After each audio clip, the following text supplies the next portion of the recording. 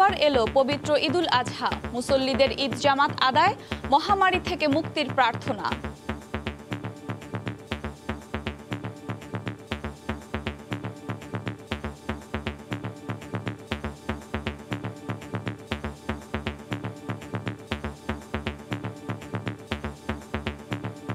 স্বাস্থ্যবিধি মেনে যে এরকম ঈদের যে উপভোগ করতে পেরেছি, আল্লাহ তাআলার কাছে লক্ষ কোটি শুকরিয়া। বাড়িতে করতে কিন্তু ঢাকায় করতেছি, তবেও ভালো লাগতেছে।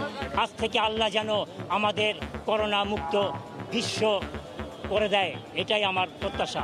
করোনার সময় একটু কষ্ট হবে, এটা মেনে নিতেই হবে। ত্যাগের মহিমায় পশু কোরবানি। দেখছিলেন প্রধান শিরোনাম, সকালের সময় সঙ্গে আছি আমি আফরোজা মৌটুসী। এবার অন্যান্য শীর্ষ সংবাদ। খুলনায় করোনা ডেডিকেটেড হাসপাতালে কয়েক ঘন্টা পর অক্সিজেন সরবরাহ স্বাভাবিক।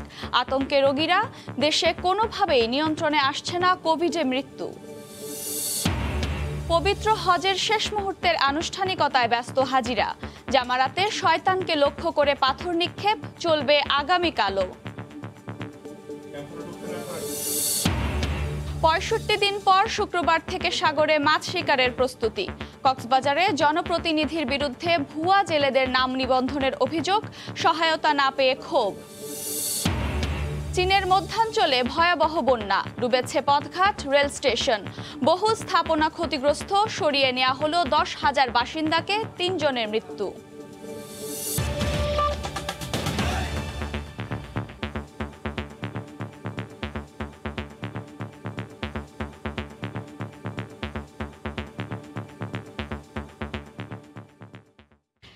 জাতীয় মসজিদ বায়তুল মোকাররমে ঈদুল আজহার প্রথম জামাত অনুষ্ঠিত হয়েছে।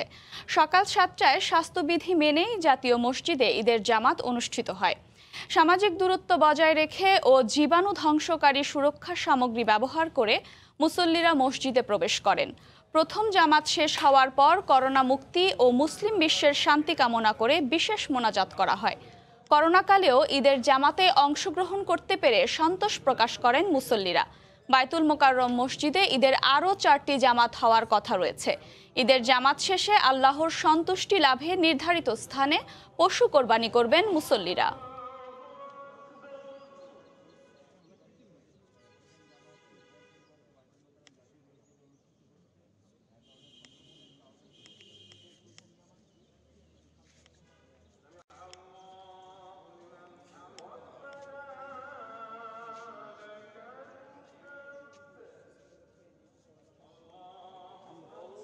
সারা পৃথিবীর মুসলমান সহ সব ধর্মের লোক বেঁচে থাকুক, এটাই আমার প্রত্যাশা। ঈদে আসতে পারে নাই, তাদের জন্য দোয়া করছি, মা বাবা, দেশ এবং জাতির জন্য, এবং দোয়া করছি আমরা যেন আগামী দিনে এই করোনা মুক্ত হয়ে সুন্দর জীবনযাপন করতে পারি। দিবেন যাতে করে আমরা আগামী ২৪ ঘন্টার মধ্যেই যেন ঢাকা শহর থেকে সকল বর্জ্য অপসারণ করতে পারি। একটি পরিষ্কার পরিচ্ছন্ন ঢাকা শহর যেন ঢাকাবাসীকে উপহার দিতে পারি। জাতীয় মসজিদ বায়তুল মোকাররমে ঈদের দ্বিতীয় জামাত অনুষ্ঠিত হচ্ছে, সরাসরি যাচ্ছি সেখানে।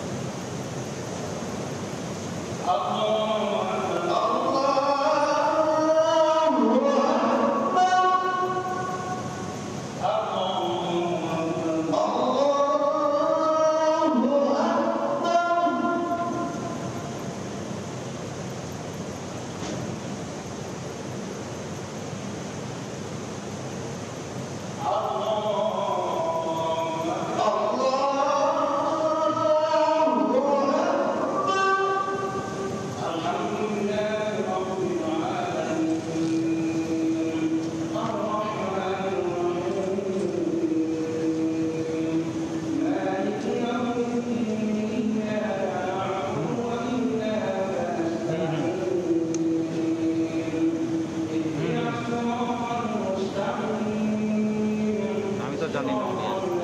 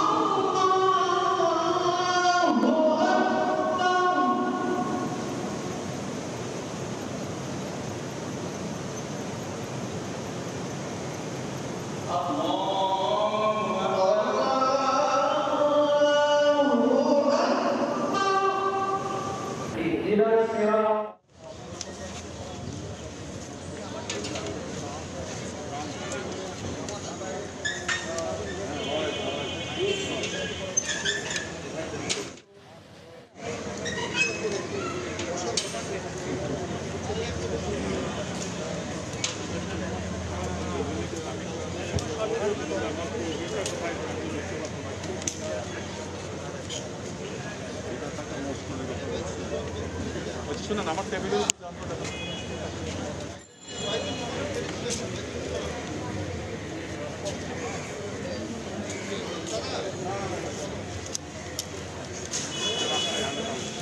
টেবিলে পাইছেন না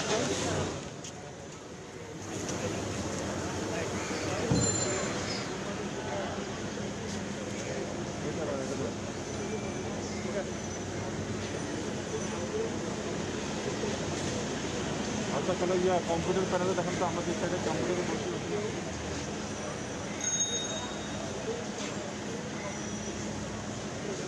এখানে নইলে 4 নম্বর প্যানেলে থাকার কথা বুঝছেন ওখানে কোনো তো আছে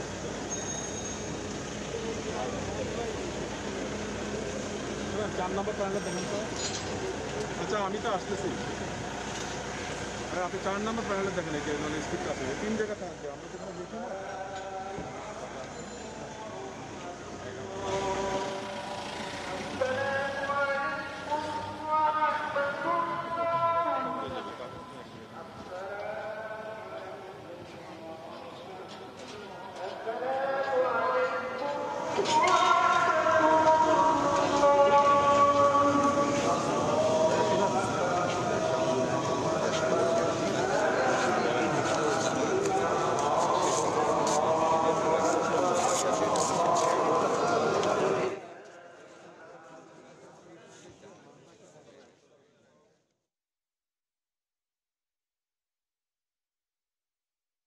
দ্বিতীয় জামাত এর আগে সকাল 7টায় আরেকটি জামাত আস্তে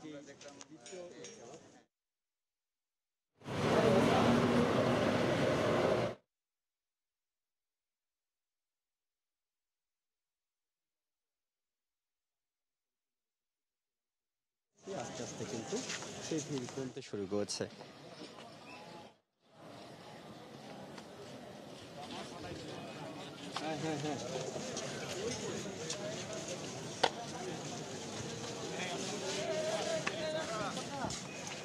এইমাত্র দেশের প্রধান মসজিদ বায়তুল মোকাররমে দ্বিতীয় ঈদের জামাতটি শেষ হলো।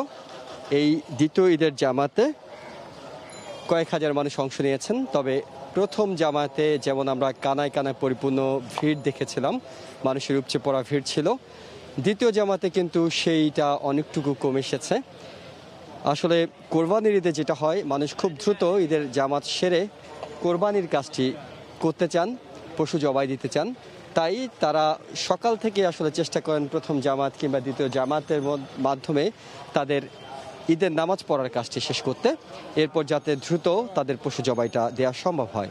তাই এই দ্বিতীয় জামাতে কিন্তু আমরা প্রথম জামাতের তুলনায় অনেক কম মানুষ দেখতে পেয়েছি। সাধারণ সময়ে জাতীয় মসজিদ বায়তুল মোকাররমে এখানে 25,000 মানুষ একসঙ্গে নামাজ পড়ার সুযোগ পান। কিন্তু যেহেতু করোনা এবং সেই কারণে একটা নির্দিষ্ট দূরত্ব রেখে দাঁড়ানোর একটা বিষয় আছে, তাই দেখা গেছে যে এখানে মানুষ আসলে প্রায় কয়েক হাজার মানুষ এবার দ্বিতীয় জামাতে অংশ নিয়েছেন। তবে পুরোপুরি কিন্তু পূর্ণ হয়নি এবং তৃতীয় জামাতগুলোতে কিন্তু এই সংখ্যাটা আরও কমতে থাকবে বলে ধারণা করা হচ্ছে। কিছুক্ষণের মধ্যেই মোনাজাত অনুষ্ঠিত হবে, যে মোনাজাতে মূলত করোনামুক্ত একটা পৃথিবী এবং দেশ ও জাতির কল্যাণে বিশেষ মোনাজাত পালন করা হবে। আর এই দ্বিতীয় জামাতটি পরিচালনা করেছেন হাফেজ মুফতি মহিবুল্লাহ বিন নদভী, তিনি জাতীয় মসজিদ বায়তুল মোকাররমের পেশ ইমাম। এখন পর্যন্ত এই ছিল আমার কাছে দ্বিতীয় জামাতের সবশেষ খবর। জাতীয় মসজিদ বায়তুল মোকাররম সহ দেশের বিভিন্ন স্থানে ঈদের দ্বিতীয় জামাত অনুষ্ঠিত হয়েছে। আমরা এতক্ষণ সরাসরি ছিলাম সেখানে।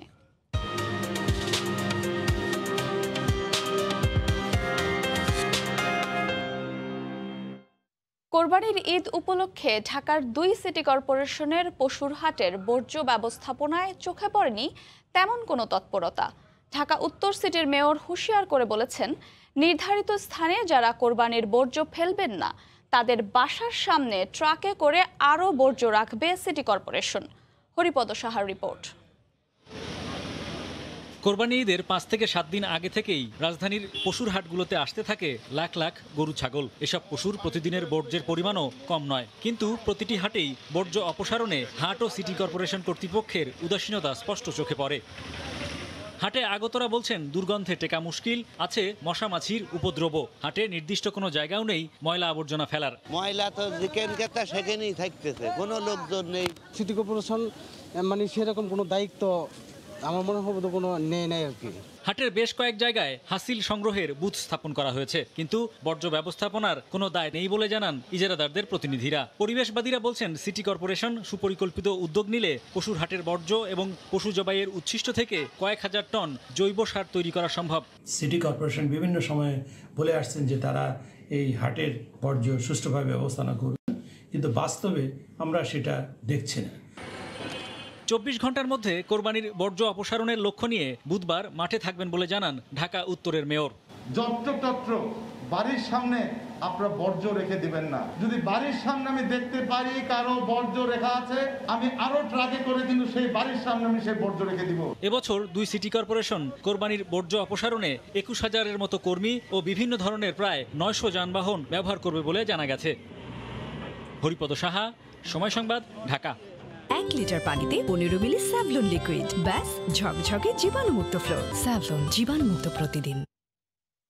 খুলনা মেডিকেলের করোনা ডেডিকেটেড হাসপাতালের সেন্ট্রাল অক্সিজেন লাইনে ত্রুটি দেখা দেয়ায় কয়েক ঘন্টা ব্যাহত হয় অক্সিজেন সরবরাহ।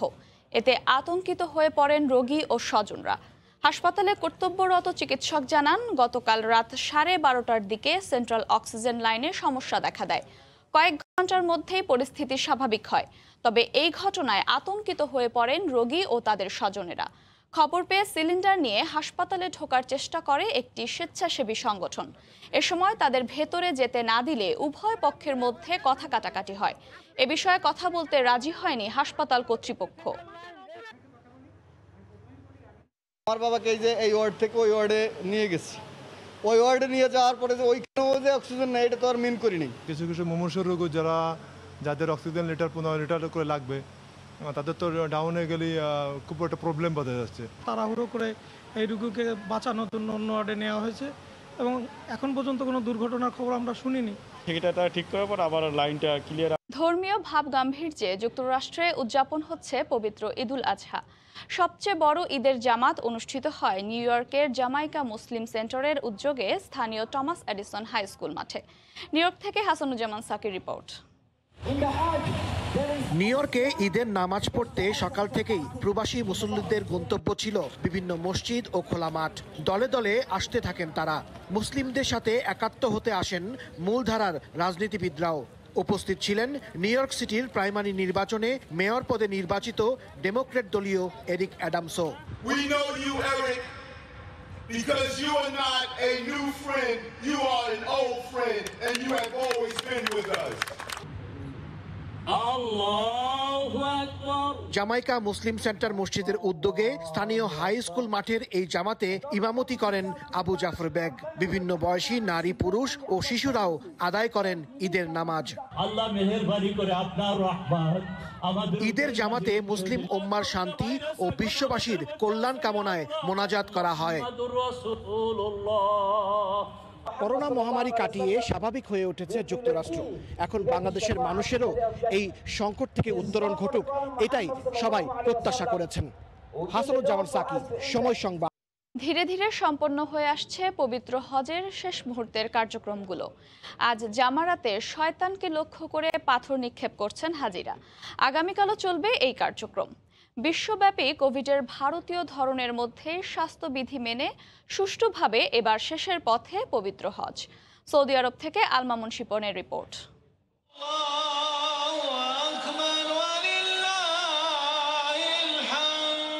চলছে পবিত্র হজের শেষ মুহূর্তের কার্যক্রম। 60,000 হাজি মিনায় পশু কোরবানি করেন মঙ্গলবার। কোরবানি শেষে মক্কায় ফিরে আল্লাহর গড় বাইতুল্লাহ শরীফ তওয়াফ করে সাফা ও মারওয়া দুই পাহাড়ের মধ্যে 7 বার সাই শেষে আবার মিনায় নিজ নিজ তাঁবুতে ফিরে আসেন তারা। মিনায় 11ই জিলহজ হাজিরা জামারাতে 21টি করে কঙ্কর মারছেন 3 শয়তানের উদ্দেশ্য। প্রথমে ছোট শয়তান, তারপর মাঝারি শয়তান ও সবশেষে বড় শয়তানের প্রতি পর্যায়ক্রমে কঙ্কর ছোড়ার মাধ্যমে হাজিদের একদিকে সুন্নত পালন করা হয়, অপরদিকে শয়তানের প্ররোচনা থেকে বেঁচে থাকার শপথ নেওয়া হয়। এটি হজের অন্যতম গুরুত্বপূর্ণ অংশ। আমি খুবই খুশি, এই প্রথমবার হজ করলাম। করোনার এই দুঃসময়েও আল্লাহ যে তৌফিক দিল তাতে তার দরবারে শুকরিয়া। খুবই গোছানো আয়োজন দেখেছি আমি। আল্লাহর ঘর দেখার অনুভূতি অন্যরকম। আমি আমার জন্য যেমন দোয়া করছি, পুরো বিশ্বের জন্যই দোয়া করেছি। আগের মতোই সুন্দর হোক এই পৃথিবী। 12ই জিলহজও একই কার্যক্রম রয়েছে 60,000 হাজির। হজব্রত পালনের আগেও পরে উম্মতে মুহাম্মাদি হাজিরা আল্লাহর প্রিয় হাবিব রাসূলুল্লাহ সাল্লাল্লাহু আলাইহি সাল্লামের রওজা মোবারক জিয়ারত করার জন্য মদিনা শরীফ সফর করে থাকেন। আল মামুন শিপন। সরকারি 65 দিনের নিষেধাজ্ঞা কাটিয়ে আগামী 23 জুলাই থেকে আবারও সাগরে ট্রলার নিয়ে মাছ শিকারে যাবার প্রস্তুতি নিচ্ছেন জেলেরা। তবে প্রকৃত জেলেরা সরকারি সহায়তা না পেলেও স্থানীয় জনপ্রতিনিধি ও প্রভাবশালীরা অজেলেদের নিবন্ধন করায় ক্ষোভ জানিয়েছেন। জেলা মৎস্য কর্মকর্তার দাবি, প্রকৃত জেলেরা স্ব উপজেলায় যোগাযোগ করলে নিবন্ধনের আওতায় আসতে পারবে। অনিয়ম হলে তদন্তের মাধ্যমে ব্যবস্থা নেওয়ার আশ্বাস জেলা প্রশাসনের। আরও জানাচ্ছেন সুজাউদ্দিন রুবেল। আমি বুরকি তর্কি ভাই সাগরের কাজ করি, আর নিশ্চয় বুড়ের কাজ টাজ করি। ভালো বুরকি মারি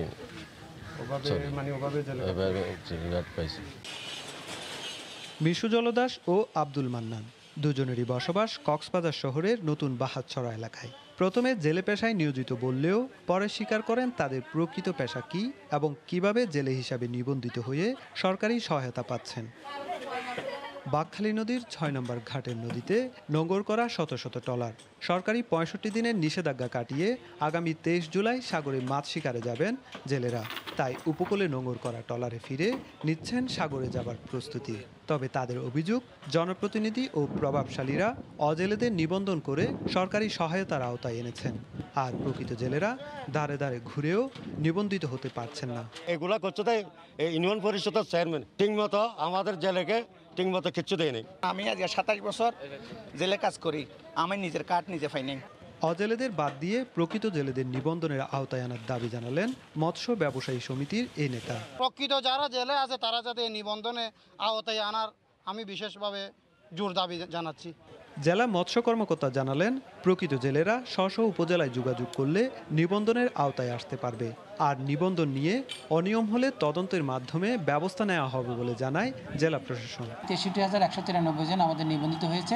এর বাইরে যদি এখনও ২-১ থেকে থাকে, আবার বলবো তারা যেন নিবন্ধিত হয়। কোনো অনিয়মের কথা থাকে এটি সুনির্দিষ্টভাবে আমাদের নজরে নিয়ে আসলে জেলা প্রশাসন থেকে এটি তদন্ত করে এটি সংশোধনের ব্যবস্থা নেবে। জেলায় লক্ষাধিক জেলের মধ্যে এ পর্যন্ত ৬৩,১৯৩ জন জেলে নিবন্ধনের আওতায় এসেছেন। সুজাউদ্দিন রুবেল, সময় সংবাদ। ঈদের নামাজ আদায়ের পর ত্যাগের মহিমায় বিভিন্ন স্থানে চলছে পশু কোরবানি। এই মুহূর্তে রাজধানীর পান্থপথে আছেন রিপোর্টার সাদাত রহমতুল্লাহ। সরাসরি যাচ্ছি তার কাছে। সাদাত, কিছুক্ষণ আগে আসলে ঈদুল আজহার নামাজ শেষ হয়েছে এবং নামাজের পরপর বিভিন্ন পাড়া মহল্লায় কিন্তু ঈদুল আজহার যে কুরবানি প্রধান কাজ কিন্তু কুরবানি শুরু হয়ে গেছে।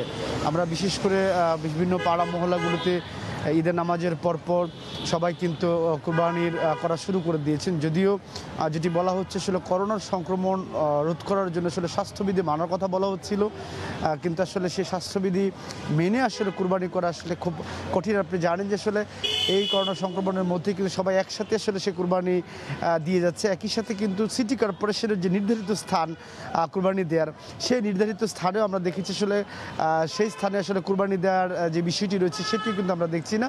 সবাই কিন্তু সড়কে অলিতে গলিতে কিন্তু রাস্তায় কুরবানি দিচ্ছে এবং সেখানে কিন্তু পুরো কুরবানির কাজটি সম্পন্ন করা হচ্ছে।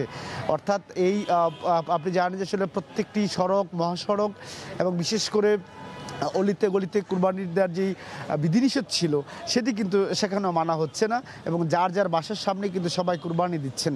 এবং সেখানে আমরা দেখতে পেয়েছি যে আসলে করোনা সংক্রমণের জন্য যে স্বাস্থ্যবিধির কথা বলা হচ্ছিল, সে স্বাস্থ্যবিধিও কিন্তু মানার তেমন একটি বিষয় আমরা আমাদের লক্ষ্য করিনি। কিন্তু এর মাঝখানে আমরা দেখেছি যে আসলে করোনার এই সংক্রমণের মধ্যেও সেই প্রত্যেকটি এলাকার যে সাধারণ মানুষ বা উৎসুক মানুষ, সেই উৎসুক মানুষের সবসময় অবস্থান ছিল। একই সাথে কিন্তু এলাকা বা পাড়া প্রতিবেশী যারা ছিল তারাও কিন্তু একই চালায় সেই সামাজিক দূরত্ব না মেনেই কিন্তু অবস্থান করছে। সব মিলিয়ে এই মহামারী করোনার এই সময়ে ঈদ উদযাপন কিছুটা এই উৎসবে কিছুটা ম্লান হলেও সব মিলিয়ে আমরা দেখতে পেয়েছি আসলে স্বাস্থ্যবিধির ব্যাপারগুলো পুরোটাই উপেক্ষিত ছিল। একই সাথে যেই সবখানি কিন্তু দেখেছি আসলে এই প্রধান সড়কে কুরবানি হওয়ার ফলে কিন্তু কুরবানির যে নির্ধারিত বর্জ্য, সে বর্জ্য কিন্তু তারা এই রাস্তার মধ্যেই ফেলে দিচ্ছেন, ফলে রাস্তাও কিন্তু নোংরা হয়ে যাচ্ছে। যদিও সিটি কর্পোরেশন বলছে যে আসলে তারা এই কুরবানির আগে কিন্তু নির্ধারিত ব্যাগ এবং পলি ব্যাগ দিয়ে রেখেছে এই কুরবানির বর্জ্য অপসারণ করার জন্য,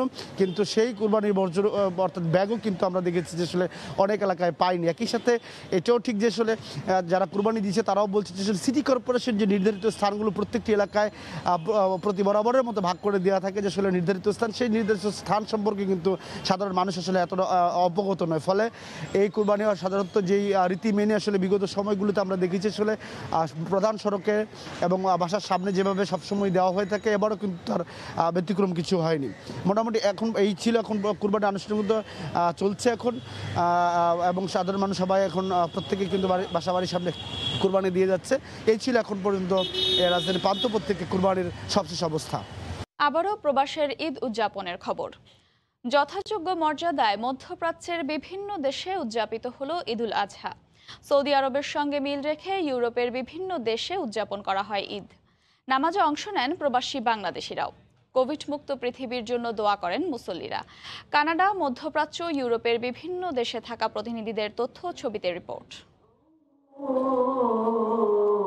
স্থানীয় সময় মঙ্গলবার জেরুজালেমের পবিত্র আল আকসা মসজিদে ঈদুল আজহার নামাজে শরীক হন 1 লাখের মতো মুসল্লি। পবিত্র এ প্রাঙ্গণ ঘিরে ইসরায়েলি বাহিনীর চোখ রাঙানি উপেক্ষা করেই ঈদের নামাজ আদায় করেন ফিলিস্তিনিরা। নামাজ শেষে ফিলিস্তিনের পতাকা হাতে আনন্দ উদযাপন করতে দেখা যায় তাদের। একই দিন মধ্যপ্রাচ্যের দেশ কাতারেও উদযাপিত হয় পবিত্র ঈদুল আজহা। মঙ্গলবার স্থানীয় সময় ভোর 5:10 কাতারের সব ঈদগাহ ও মসজিদে একই সময় ঈদের নামাজ অনুষ্ঠিত হয়। অভিবাসী ও স্থানীয় নাগরিকদের পাশাপাশি ঈদের জামাতে অংশ নেন প্রবাসী বাংলাদেশিরা। আমরা সুষ্ঠুভাবে ঈদুল আজহার নামাজ সম্পূর্ণ করেছি। করোনার মধ্য দিয়ে স্বাস্থ্যবিধি মেনে আমরা কাতার প্রবাসীরা মোটামুটি ভালো একটা ঈদ কাটিয়েছি। সকল প্রবাসীদের পক্ষ থেকে দেশবাসীর জন্য ঈদের শুভেচ্ছা রইল এবং দোয়া রইল। সংযুক্ত আরব আমিরাতেও হয়েছে ঈদের জামাত, অংশ নেন প্রবাসী বাংলাদেশিরা। ত্যাগের মহিমায় উৎসাহ উদ্দীপনার মধ্য দিয়ে ঈদুল আজহা উদযাপন করেছেন কুয়েতের মুসলিমরা। ঈদের জামাত আদায় করতে পেরে খুশি প্রবাসী বাংলাদেশিরা। কোভিড-19 কারণে আমরা মসজিদে নামাজ পড়তে পারি না, এবছর ইনশাআল্লাহ আমরা সবাই একত্রিত নামাজ পড়েছি মসজিদে। আমরা সত্যি আনন্দিত এবং নামাজ পড়তে পেরে। আয়ারল্যান্ডে স্বাস্থ্যবিধি মেনে ঈদুল আজহার নামাজ আদায় করেন দেশটিতে বসবাসরত ধর্মপ্রাণ মুসলিমরা। 50 জন করে ঈদের নামাজ আদায় করার কারণে জামাতের জন্য অনেককে অপেক্ষা করতে দেখা যায়। সৌদি আরবের সঙ্গে মিল রেখে জার্মানিতেও উদযাপিত হয় পবিত্র ঈদুল আজহা। রাজধানী বার্লিন সহ দেশটির বিভিন্ন স্থানে ঈদের জামাত অনুষ্ঠিত হয়েছে। প্রবাসী অধ্যুষিত বার্লিনে প্রায় সবকটি মসজিদে 3টি করে ঈদ জামাত অনুষ্ঠিত হয়। আমরা যারা দেশে এবং বিদেশে আছি সকলের জন্য মঙ্গল হয়। এদিকে করোনা মহামারীর মধ্যেই পবিত্র ঈদুল আজহা উদযাপন করেছেন ইতালির প্রবাসী বাংলাদেশিরা। দেশটিতে অন্তত 50টি স্থানে খোলা মাঠে ঈদের জামাত অনুষ্ঠিত হয়। আত্মীয় স্বজনের জন্য আমাদের মন খুব কাঁদে। ইতালি তো করোনা একটু ভালো হয়েছিল, আবার ফিরে বাড়তেছে। ধন্যবাদ রব্বুল আলামিনকে যে এই মহামারীর মধ্যেও আমরা একসাথে ঈদের নামাজটা আদায় করতে পেরেছি। পার্শ্ববর্তী সুইডেনে করোনার বিধিনিষেধে শিথিলতা থাকায় এবার উৎসবমুখর পরিবেশে ঈদ উদযাপন করেন প্রবাসী বাংলাদেশিরা। মসজিদে ঈদের নামাজের পাশাপাশি প্রবাসী বাংলাদেশিদের আয়োজনে খোলা মাঠেও বেশ কয়েকটি স্থানে ঈদের জামাত অনুষ্ঠিত হয়। একত্রিত ছিলাম, খুব ভালো লাগছে, সবার ফ্যামিলি ছিল। দীর্ঘদিন পর সবাই মিলে খোলা মাঠে ঈদ যাপন করতেছি, খুব আনন্দ লাগতেছে। অনেকদিন পর দেশে বিদেশে সবাইকে ঈদ মোবারক। বিশ্বের সকল মুসলমান সবাই ঈদ মোবারক। বাংলাদেশ সহ সারা বিশ্বের এবং প্রবাসের সবাইকে জানাচ্ছি পবিত্র ঈদুল আজহার শুভেচ্ছা ও অভিনন্দন। মঙ্গলবার কানাডাতেও ঈদ উদযাপিত হয়। মন্ট্রিলে ঈদের জামাতে অংশ নেন প্রবাসী বাংলাদেশিরা। খুবই সুন্দরভাবে আমরা নামাজ আদায় করেছি। অনেকদিন পরে নামাজ পড়তে পেরে বাচ্চাদেরকে নিয়ে আসতে পেরেছি, ভালো লেগেছে। দেশে যারা আছেন তাদেরকে মিস করতেছি। কানাডার বিভিন্ন প্রদেশেও ঈদ জামাতে প্রবাসী বাংলাদেশিদের অংশগ্রহণ ছিল চোখে পড়ার মতো। সৈয়দ ইফতেখার, সময় সংবাদ। ব্রিটেন জুড়ে করোনার সংক্রমণের ঊর্ধ্বমুখীর মধ্যেই ধর্মীয় ভাবগাম্ভীর্যে লন্ডনে উদযাপন হয়েছে পবিত্র ঈদুল আজহা। স্থানীয় বিভিন্ন মসজিদ ও পার্কে সমবেত হয়ে ঈদের নামাজ আদায় করেন মুসল্লিরা। এতে যোগ দেন প্রবাসী বাঙালিরাও। এ সময় তারা দেশে থাকা স্বজনদের স্মরণ করেন। সহকর্মী শোয়েব কবিরের রিপোর্ট। লন্ডনের বিভিন্ন পার্ক ও মসজিদ সহ বিভিন্ন স্থানে অনুষ্ঠিত হয় ঈদের প্রধান জামাত। এতে নারী পুরুষ নির্বিশেষে যোগ দেন ধর্মপ্রাণ মুসল্লিরা। ঈদ জামাতে বিশ্ব মুসলিম উম্মার সুখ, শান্তি ও সমৃদ্ধি কামনার পাশাপাশি পুরো বিশ্ব জুড়ে করোনা মুক্তির জন্য বিশেষ মোনাজাত করা হয়। গেলবার লকডাউন থাকায় ঈদ জামাত অনুষ্ঠিত না হলেও এবার বাংলাদেশি সহ মুসলমান অধ্যুষিত এলাকাগুলোতে ঈদের আমেজ ছিল চোখে পড়ার মতো। অনেকে আবেগ আপ্লুত হয়ে পড়েন দেশে ফেলে আসা স্বজনদের স্মরণে। যখন কুরবানি হয় সেই দেশের যে আমরা সবাই একত্র হয়ে পশু কুরবানি সরাসরি দেখতে পারি, সবাইকে ভাগ বন্টন করতে পারি, দিতে পারি, গরিব দুঃখীদেরকে দিতে পারি, কিন্তু সেটা আমরা লন্ডনে অনেক মিস করি। ব্রিটেনের প্রধানমন্ত্রী বরিস জনসন সবাইকে ঈদের শুভেচ্ছা জানিয়েছেন। এক ভাষণে তিনি এই শুভেচ্ছা দেন।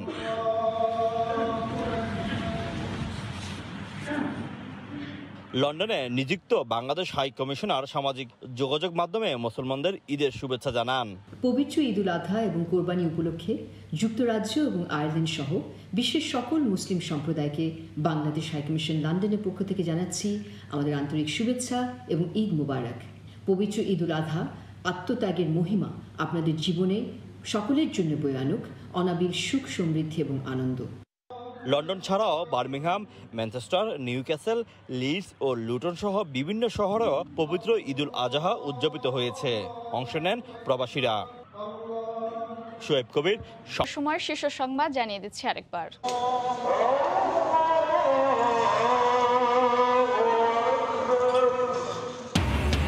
করোনাকালে আবার এলো পবিত্র ঈদুল আজহা। মুসল্লিদের ঈদ জামাত আদায়, মহামারী থেকে মুক্তির প্রার্থনা, ত্যাগের মহিমায় পশু কোরবানি।